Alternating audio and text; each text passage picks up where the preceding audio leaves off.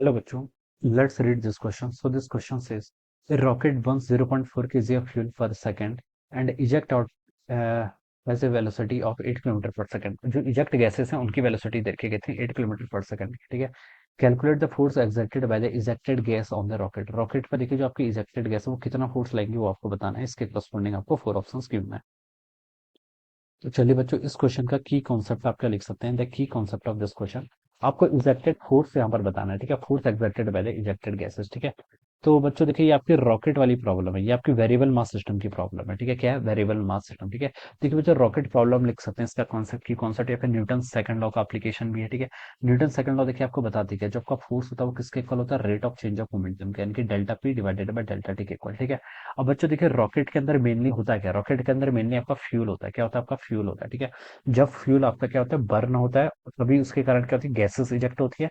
Gases eject होती है तो ग्रेसर क्या लगाती है? ग्राउंड पर फोर्स लगाती है, ग्राउंड पर प्रेशर लगाती है। As the response of that forces, ठीक है, न्यूटन थर्ड लॉ से हम बता सकते हैं कि ग्राउंड भी रॉकेट पर फोर्स लगा किस डायरेक्शन में? फॉरवर्ड डायरेक्शन में, और तब क्या करता है? आपका रॉकेट फ्लाई करवाता है, ठीक है। तो इस तरीके से हम इसको यहाँ पर एक्सप्लेन करते हैं, ठीक है। तो रॉकेट जो आपका रॉकेट का वर्किंग प्रिंसिपल है वो क्या आपका? उस पर आपका फ्यूल्स क्या होते हैं? आपका बर्न होते हैं। और फ्यूल्स देखिए मेजर मास कंट्रीब्यूशन होता है किसका? रॉकेट का। तो हम बता सकते हैं बच्चों, देखिए रॉकेट वाले केस में आपका जो मास है वो आपका कांस्टेंट नहीं, क्या वेरिएबल मास सिस्टम वाला केस है, ठीक है। और आपको बच्चों पता है मोमेंटम कैसे लिखते हैं? मोमेंटम लिखते हैं हम वहाँ मास इंटू वेलोसिटी से, ठीक है। तो अगर मैं इसको यहाँ पर रिप्लेस कर दूँ तो देखिए डेल बाई डेल्टा टी किसका हो जाएगा यहाँ पर? आपका मास टाइम्स वेलोसिटी।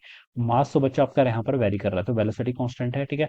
और ये हो जाएगा आपका delta m by delta t, या फिर d m by d t लिख सकते हैं इसको, ठीक है। अब बच्चों देखो, इसकी वैल्यू आपको गिवन कर रखी है। ये rocket burns 0.4 KG of fuel per second, ठीक है। तो यानी कि आपको delta m by delta t की वैल्यू क्वेश्चन में क्या कर रखी है? गिवन कर रखी है कितनी?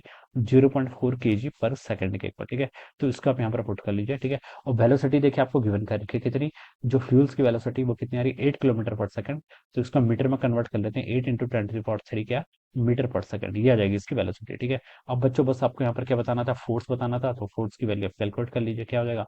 फोर्स यहाँ पर से रहेगा, वेलोसिटी कितनी देखिए 8 इंटू 10⁻³ क्या? मीटर पर सेकंड। ऐसा इस सिस्टम में सॉल्व कर रहे हैं। Delta m by delta t वो भी कितना आपका? 0.4 केजी पर सेकंड, ठीक है। इन दोनों को मल्टीप्लाई करेंगे तो 8 इंटू 0.4 3.2 हो जाएगा, कितना? 3.2 इंटू 10⁻³ क्या? फोर्स है तो न्यूटन यूनिट होगी। तो यहाँ से आपका 3200 न्यूटन के इक्वल आएगा, 3200 Newton. So this should be the answer, ठीक है। तो बच्चों देखिए ये कहाँ मैच कर रहा है? ए ऑप्शन का। तो ए ऑप्शन क्या होगा? इसका राइट आंसर हो जाएगा। Alright, so this would be the answer. So I hope you all understood this concept. All the best and thank you so